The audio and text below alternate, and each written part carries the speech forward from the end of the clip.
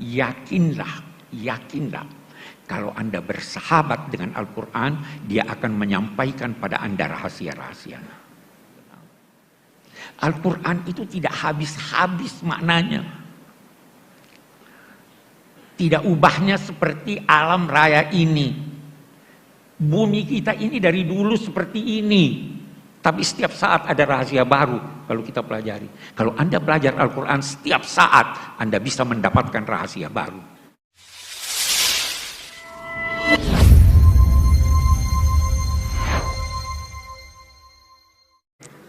Bismillahirrahmanirrahim. Bapak Rektor, Bapak-Bapak, Ibu-Ibu, Saudara-saudara sekalian, Assalamualaikum warahmatullahi wabarakatuh.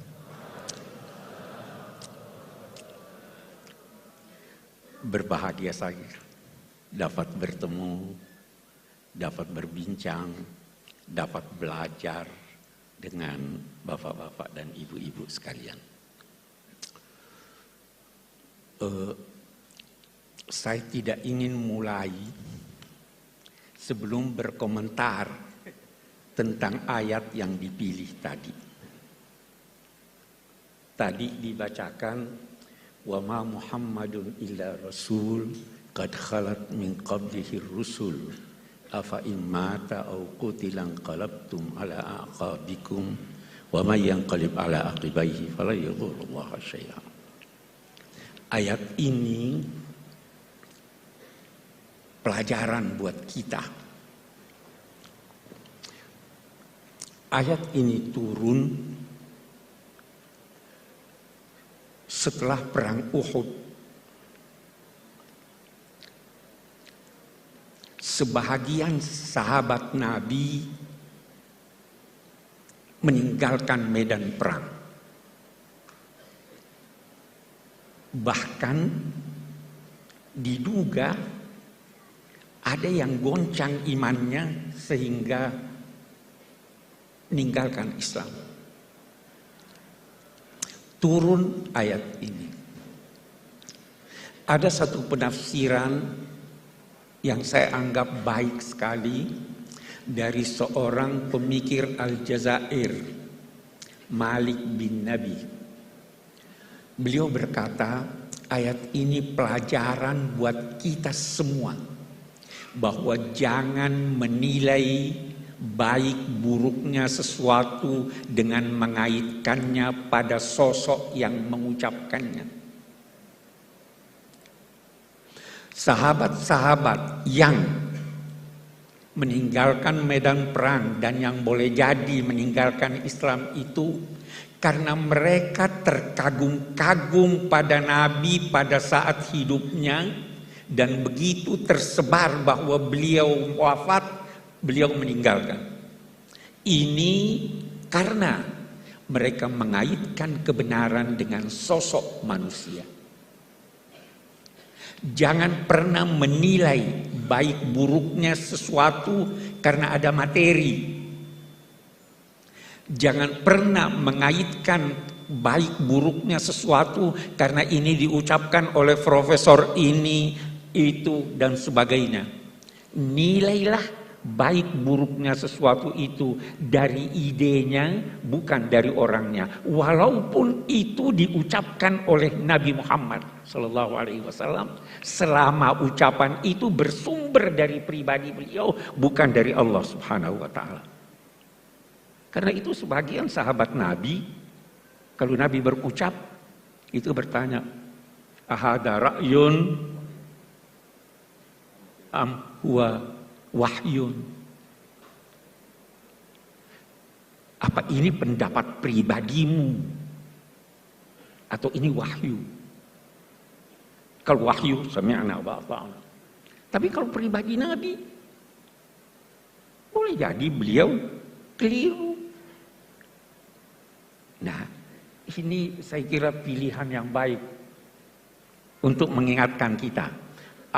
Dan untuk menjadikan kita ketika menilai atau membaca tafsir-tafsir dari siapapun, termasuk orang-orang yang kita kagumi, jadikanlah kebenaran, baik atau buruknya sesuatu itu berdasarkan ide yang disampaikannya. Itu yang pertama. Nah, tafsir karya ulama Indonesia cukup banyak.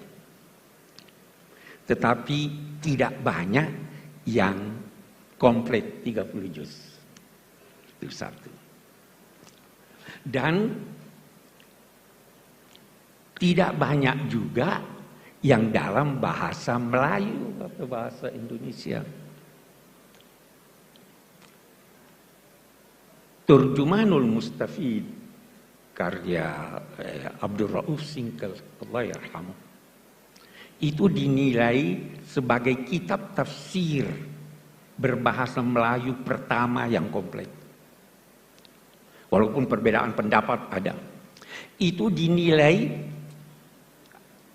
ada yang menilainya terjemahan dari tafsir Al-Baydawi. Snokor-Holonyo berpendapat begitu. Tetapi tafsir Al-Baydawi panjang ini tidak pendek. Sehingga ada yang menilai bahwa itu adalah terjemahan dari tafsir Al-Jalalain. Betapapun saya tidak ingin masuk kepada ini terjemahan atau bukan, tetapi yang jelas bahwa beliau perintis penafsiran Al-Quran dalam bahasa Indonesia. Kita ingin ini kembali. Rintisan ini perlu sekarang kalau kita mau cari. Siapa yang bisa merintis, menulis tafsir Al-Quran dalam bahasa Inggris? Yang pertama lakukan itu Muhammad Asad, orang Austria yang asalnya Yahudi. Tetapi itu Yahudi yang baik, bukan Zionis. Saya bermimpi ketika kita mengenang Syekh Abdul Rauf Singkal yang tafsirnya itu berpengaruh selama 3 abad. Beliau wafat tahun 1690-an. Saya bermimpi ada tafsir yang bisa memperkenalkan Indonesia bahwa ini dalam bahasa Inggris.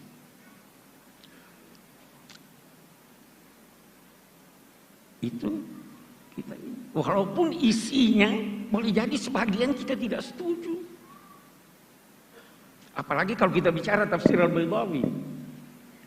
Ada di tafsir Al-Baydawi. Nah ini di pesantren-pesantren pasti masih dibaca sekarang ya. Ada di tafsir Al-Baydawi dikutip hadis la tatara'a narahuma, tidak boleh saling terlihat api yang digunakan memasak antara apinya orang Muslim dan apinya orang Yahudi. Terus dia berkata, itu firman Allah, wala tattakhidul yahuda wan nasara auliya, adalah larangan mempekerjakan orang Yahudi. Ini nggak bisa. Itu dibantah sudah oleh ulama-ulama yang lain. Tapi kita berkata, itu pada masanya. Pada masa kita, situasi telah berbeda. Jadi walaupun kita membaca, kita kritis. Betapapun Syekh Abdul Rauf Singkal adalah perintis yang harus kita hormati. Dan kita ikuti jejak beliau dalam hal yang benar. Saya pindah. Syekh Nawawi Banten, Allah yarham. Ini orang sangat istimewa. Jangan pernah menduga bahwa yang superior itu dalam bidang agama orang Arab. Tidak. Beliau gurunya orang Arab. Sampai dikenal sebagai apa? Sayyidu Ulama'il Hijaz. Beliau diminta mengajar di Al-Azhar. Orang dari mana? Dari Serang. Ini pewarisnya.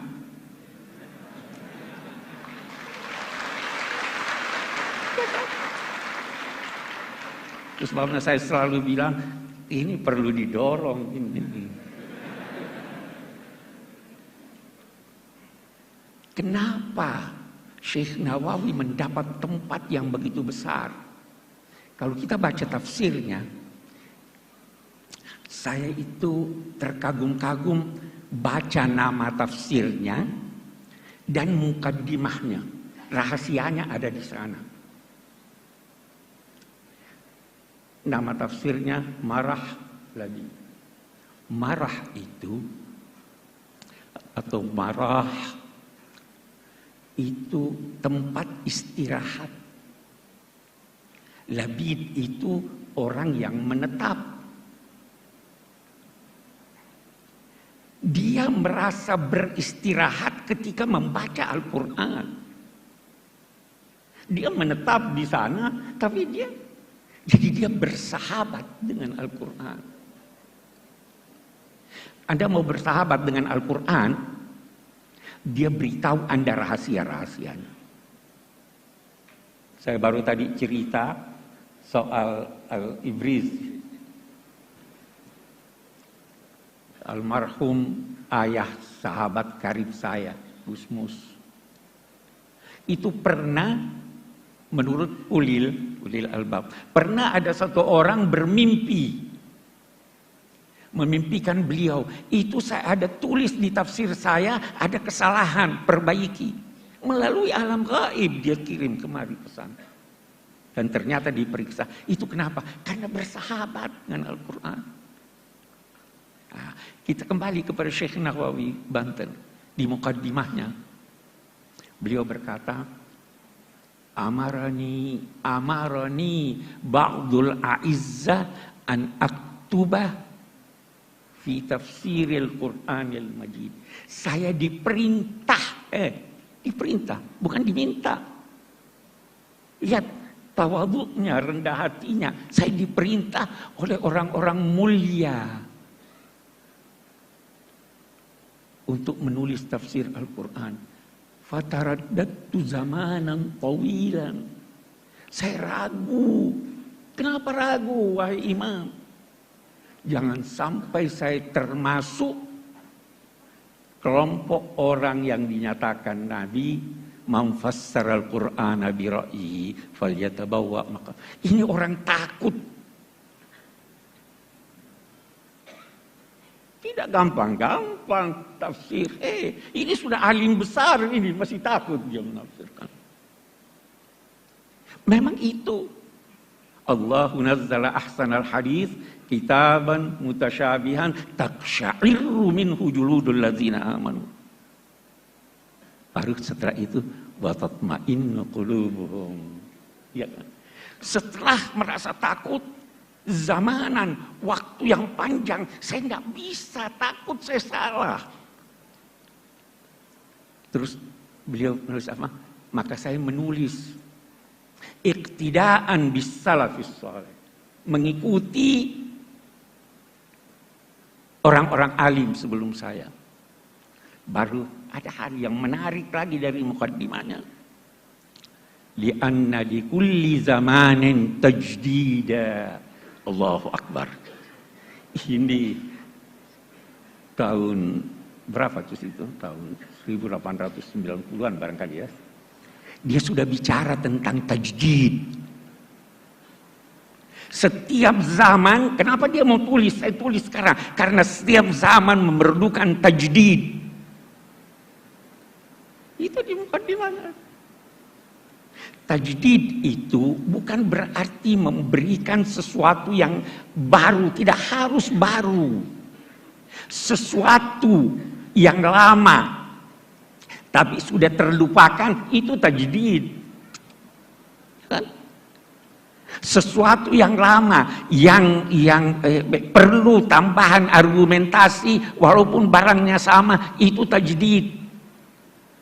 Tidak harus selalu yang baru. Sekian banyak pendapat-pendapat ulama lama yang sampai sekarang itu bagus sekali. Apalagi sebagian ulama kita itu punya istilah al-fiqhul iftiradi. Bagaimana kalau begini? Itu bahasanya belum terjadi, mereka sudah bayangkan. Itu berguna buat kita. Nah, ini yang dilakukan oleh Syekh Nawawi.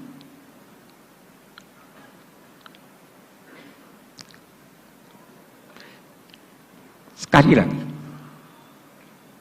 beliau sangat takut salah, tetapi ingin untuk menjelaskan, mengikuti as-salafus saleh. Dari sini lahir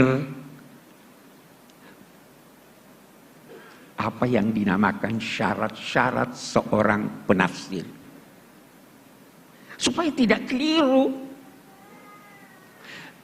Memang saya pernah waktu mengajar masih di Makassar, baca itu syarat-syaratnya Imam Suyuti itu banyak sekali syarat-syaratnya.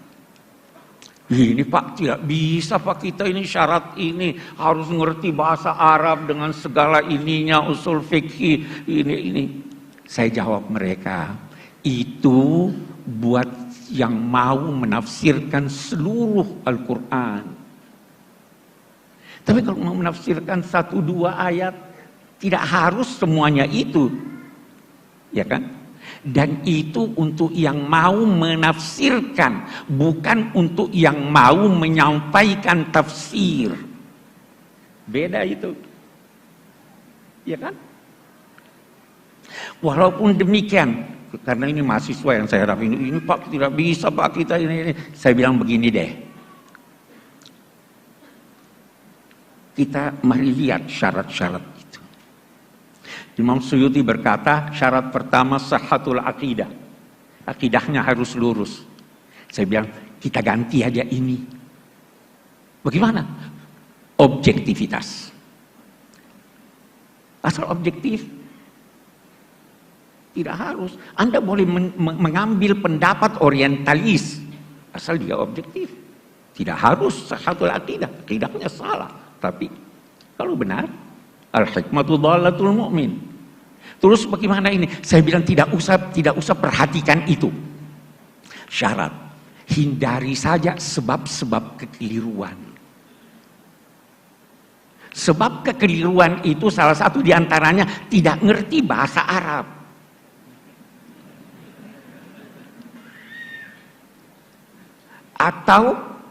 Atau menerjemahkan kata dalam bahasa Arab dari kamus-kamus modern. Itu bisa salah. Pernah tersebar itu. Itu Nabi Muhammad sebelum jadi Nabi sesat dia itu. Kenapa? Itu kan di Quran. Wa wajadaka dhallan fahada. Dhal itu bukan berarti sesat. Tidak menemukan kebenaran itu juga dhal namanya. Antadilla ihdahuma. Kalau ada 2 perempuan, itu juga itu saya sudah beri saran. Itu saya tidak tahu apa sudah diperbaiki atau tidak. Itu ayat yang menyatakan fa illam yakuna rajulaini farajulun wa imra'atan antadilla. Diterjemahkan begini. Kalau tidak ada 2 orang lelaki, tidak ada seorang lelaki, maka 2 orang perempuan. Masa tidak ada 2 orang? Kalau bukan, beda enggak? Kalau bukan seorang lelaki, maka 2 orang perempuan takut. Jangan sampai salah satu dari perempuan itu lupa, tudillah. Ya kan beda sudah ini. Tidak ngerti bahasa Arab. Ini bagus nih. Terjemahan artinya. Karena tidak mungkin Al-Quran itu dialih bahasakan. Mengalih bahasakan bahasa Jawa ke bahasa Indonesia aja tidak mungkin. Terlalu kaya bahasa Jawa. Ya. apalagi Al-Quran, kita terjemahkan maknanya. Tapi jangan keliru, di sini Al-Baqarah diartikan apa? Sapi betina. Kenapa betina? Karena ada tak marbuta. Itu bukan tak marbuta yang menunjukkan perempuan atau jenisnya. Itu jenis sapi. Ada yang liar, ada yang ini jantan atau tidak. Itu Baqarah, kawan. Tapi kekeliruan kita itu. Jadi sebentar kita akan bicara lebih banyak tentang itu. Yang penting jangan pernah menduga sekali lagi bahwa kita bangsa Indonesia tidak mampu melebihi bangsa-bangsa lain walaupun yang bahasa ibunya bahasa Al-Quran. Sekali lagi buktinya kita mampu. Asal kita mau belajar, kita bisa. Bahkan sampai sekarang,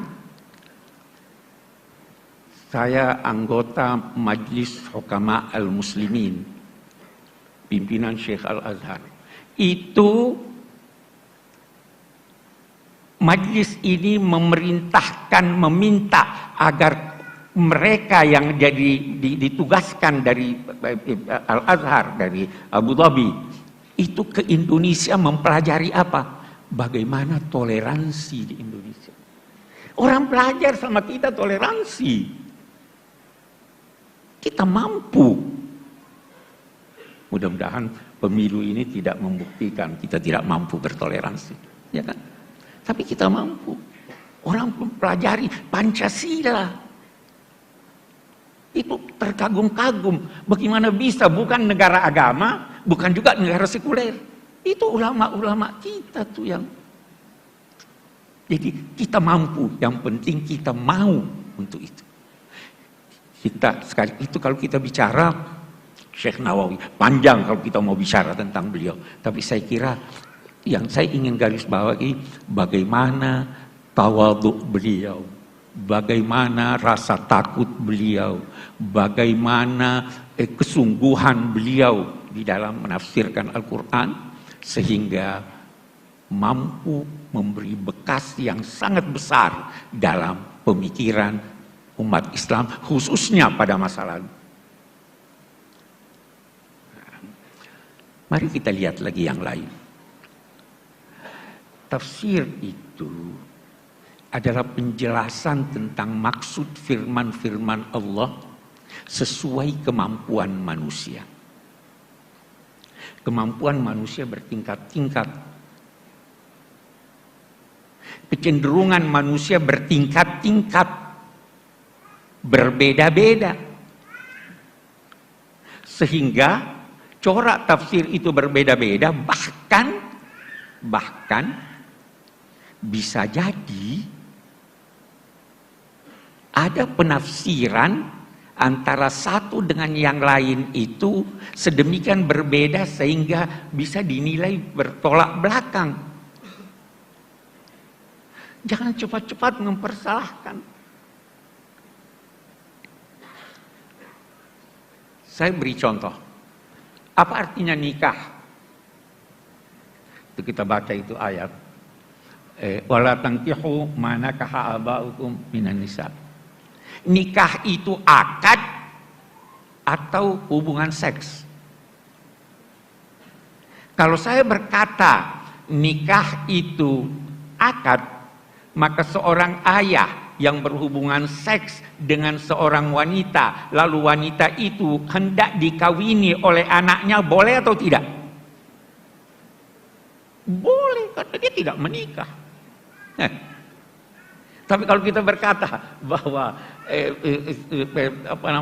nikah itu adalah hubungan seks, berlawanan kalau nikah. Kalau dia sudah menikah walaupun belum berhubungan seks, sudah tidak boleh. Jadi kita harus mentoleransi ini, silahkan. Banyak sekali hal-hal semacam itu. Tapi ada hal yang menarik. Ada hal yang menarik. Dari tafsir-tafsir berbahasa Indonesia ini, ada yang jelas sekali nuansa Indonesianya. Tafsir Buya Hamka itu jelas sekali nuansa Indonesianya. Sajak-sajak dalam bahasa Indonesia. Ya toh. Bahasa Indonesianya indah. Contoh-contohnya itu yang kita kenal di Indonesia. Saya di Tafsir Al-Misbah, belum habis waktu saya. Saya di Tafsir Al-Misbah ada menulis tentang mathalu kalimatin thayyibah kasyajaratin thayyibah. Perumpamaan kalimat thayyibah la ilaha illallah itu adalah seperti pohon yang baik. Asluha thabit wa far'uha fis sama. Akarnya menghunjam ke dalam, kokoh. Cabangnya naik, menjulang ke atas dan menghasilkan buah yang banyak. Banyak ulama, termasuk saya yang mengutip ini, mengatakan itu pohon korma. Tapi pernah lihat pohon korma? Tidak semua kita pernah lihat pohon korma. Bagaimana kalau kita tafsirkan, terjemahkan itu dengan pohon kelapa? Bisa saja. Itu sangat Indonesiawi itu. Ya kan? Itu corak tafsir. Kita ingin problema-problema kita carikan solusinya di dalam Al-Quran. Salah satu kritik terhadap kitab-kitab tafsir yang lama adalah memberikan solusi terhadap problema mereka, bukan problema kita. Di sini perlunya tajdid. Kita punya problem. Al-Quran turun untuk itu. Apa itu? Kana nasu ummatan wahidah. Faba'atsallahu an-nabiyyina mubasysyirin wa mundzirin wa anzala ma'ahumul kitab liyahkuma bainan nasi fi maktalaf. Alkitab itu turun untuk memberi putusan tentang perselisihan manusia. Ulama itu bertugas menyelesaikan problem, bukan menjadi problem. Ya. Itu tugas kita. Ini yang kembali lagi saya kepada Imam An-Nawawi tadi. Ini tajdid. Tajdid sudah didengungkan jauh sebelum Kiai Ahmad Dahlan. Sudah dicetuskan ulama itu lanjutan dari ini, kita tajdid. Tapi dasar ulama-ulama yang begitu tekun menulis tafsir tahunan. Itu tafsir Al-Furqan 30 tahun. Itu pertanyaan yang datang, dia tulis setelah 30 tahun baru jadi. Itu pun ada kritik. Terlalu ahli bahasa. Padahal tidak semua bisa diartikan, punya arti dalam bahasa Indonesia. Banyak sekali. Satu contoh, umum. Aqimus shalah apa artinya? Memang dirikan salat. Apa itu yang dimaksud? Qama itu, satu dulu hal. Qama itu berarti berdiri, itu sikap sempurna. Anda mau hormat orang sambil baring nggak sempurna, sambil duduk nggak sempurna. Qama. Sehingga qama itu berarti ketika berkata aqimus shalah, sempurnakan pelaksanaan salat. Khusyuknya, sebelum khusyuknya, sunnahnya wajib. Itu aqimus shalah. Mau diterjemahkan apa nih sekarang? Ya terjemahan artinya. Kalau kita hanya terjemahan begitu, seperti yang seringkali kita temukan di Al-Furqan, itu bisa atuz zakah. Apa artinya atuz zakah? Tunaikan. Atu itu bisa berarti sempurna. Atu itu bisa berarti antar. Atu itu bisa berarti sesuatu objeknya yang baik. Tuh. Jadi jangan jadikan di bulan Ramadan masa pameran kemiskinan.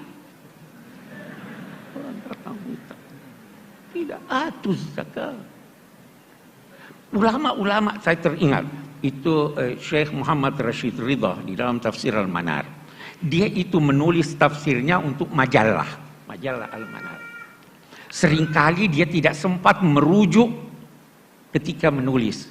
Maka ketika dia tulis tentang atu, dia katakan sepanjang ingatan saya itu dia tulis yatina bukan subhanallah. Walat yatina al-fahishata min nisaikum yatina ya. Ya. Ini orang alim besar nih tapi sembunyi diri nih. Saya enggak pernah setuju sama dia.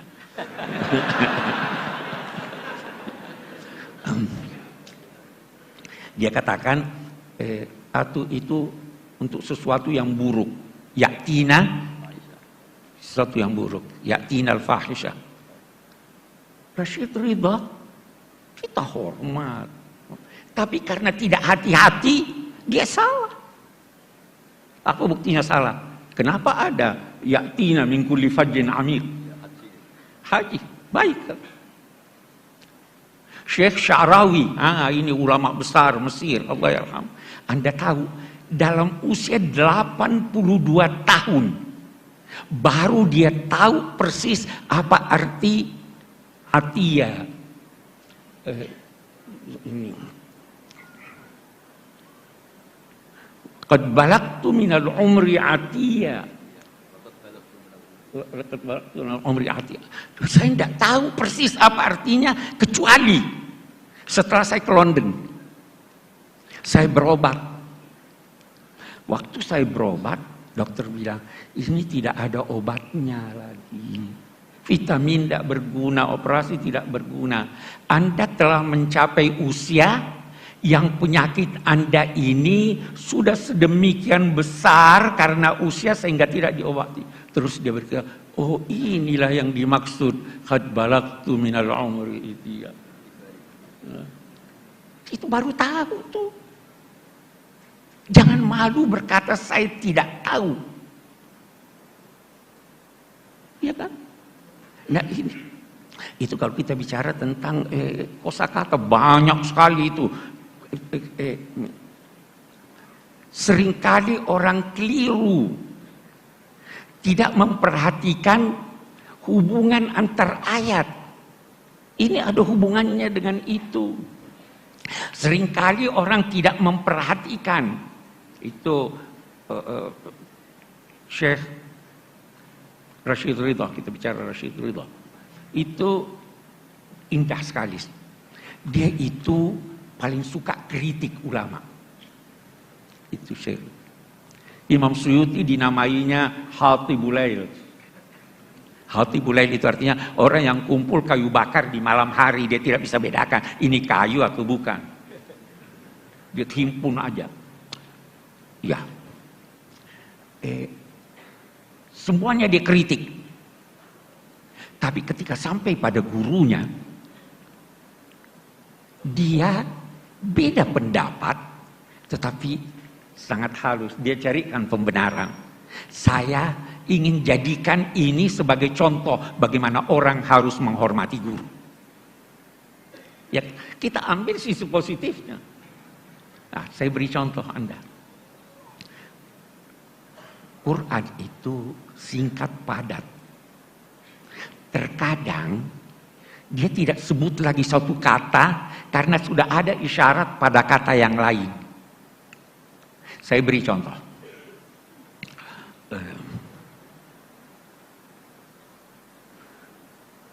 Ja'alakumul laila litaskunu fihi wan nahara mubsira. Allah menciptakan buat kamu malam supaya kamu dapat tenang, tidur tenang. Dan menciptakan siang terang benderang. Ini ada kata yang tidak disebut.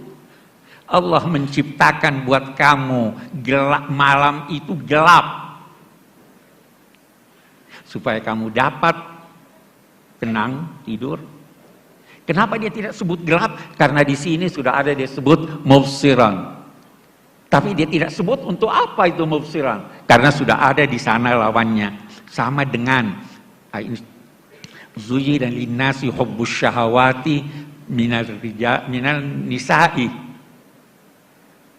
Diperindah bagi manusia kecintaan kepada perempuan. Memangnya perempuan tidak cinta laki-laki?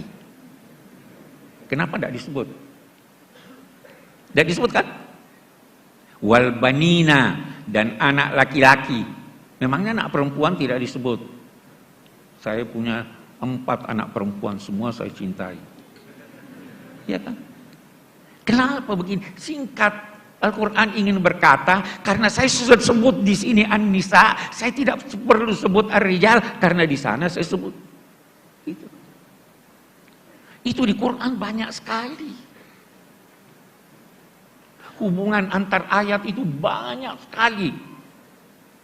Yang biasa, karena tidak memperhatikan itu, kita masuk dalam kekeliruan pada penafsiran ayat-ayat Al-Quran. Itu kita lihat.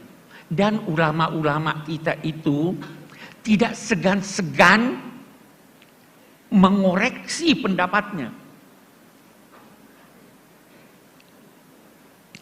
Saya pernah ditanya, Pak Kures, koreksi enggak? Ada enggak kesalahan di tafsir Al-Misbah yang banyak? Koreksi enggak? Saya bilang saya serahkan pada yang lain untuk mengoreksi, karena saya sudah tua, saya sudah tidak bisa. Kalau Pak Hasbi As-Siddiqi itu, dia koreksi. Itu ulama beneran. Itu ulama-ulama kita. Iya kan? Jadi sebenarnya sekali lagi saya ingin katakan, kita ini alhamdulillah punya potensi yang sangat besar untuk mengembangkan ilmu pengetahuan. Dan mungkin yang diperlukan adalah tekad dan bantuan Allah Subhanahu wa taala. Yakinlah kalau Anda bersahabat dengan Al-Quran, dia akan menyampaikan pada Anda rahasia-rahasia. Baik melalui bacaan Anda maupun melalui ilham. Itu kan, baca itu. Iqra bismi rabbikal ladzi khalaq, khalaqal insana min 'alaq. Baru dia Iqra wa rabbukal akram alladzi 'allama bil qalam. Yang kedua nih yang kita mau, 'allamal insan. Itu dapat ilham Anda. Tanyakanlah kepada mereka yang banyak menulis tentang itu. Anda dapat ilham. Al-Quran itu tidak habis-habis maknanya. Tidak ubahnya seperti alam raya ini. Bumi kita ini dari dulu seperti ini. Tapi setiap saat ada rahasia baru kalau kita pelajari. Kalau Anda belajar Al-Quran, setiap saat Anda bisa mendapatkan rahasia baru. Yang disampaikan boleh jadi melalui penelitian Anda, atau boleh jadi melalui mimpi, melalui ilham, dan sebagainya. Itu sebabnya dia katakan Iqra wa rabbukal akram. Dia bukan katakan wa rabbukal karim. Karim itu apa artinya? Dari segi bahasa. Kita biasa artikan mulia ya. Bukan dong mulia. Salah satu yang dikembangkan oleh ulama-ulama dewasa ini adalah tidak memahami kosakata Al-Quran kecuali dengan merujuk pada Al-Quran. Al-Quran menggunakan kata karim, rizqun karim, rezeki yang karim, zaujun karim, pasangan yang karim, zillun karim. Banyak. Apa artinya karim ini? Kalau saya berkata mulia, apa sih mulia itu?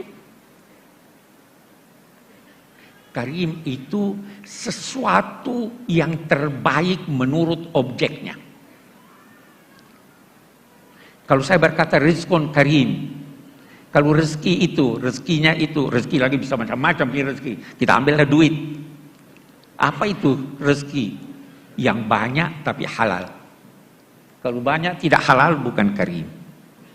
Pasangan yang karim, yang sesuai. Itu zilun karim, daungan, semuanya itu karim. Karena itu sekali lagi kita tidak bisa terjemahkan mulia. Mulia itu apa? Mulia itu yang langka. Kalau tidak langka tidak mulia. Itu sebabnya permata yang hebat dinamai ahjar karimah. Yang Anda butuhkan. Kalau Anda tidak butuhkan, tidak karim. Walaupun langka. Apalagi yang sulit terjangkau. Itu makna-makna yang mesti bisa kita kembangkan dan menghasilkan makna-makna baru dalam konteks tafsir. Ini sudah dirintis oleh ulama-ulama kita. Kita perlu kembangkan. Kita perlu ini. Karena apa yang ditulis jangan jauh-jauh. Yang ditulis di Departemen Agama punya, yang disusun itu masih banyak kesalahan yang kita temukan. Boleh jadi kesalahannya karena belum ditemukan dari segi ilmiah.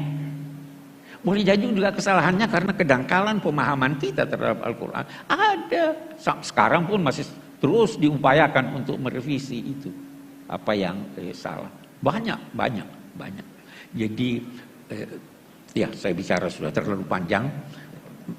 Saya kira saya cukupkan sampai di sini. Assalamualaikum warahmatullahi wabarakatuh.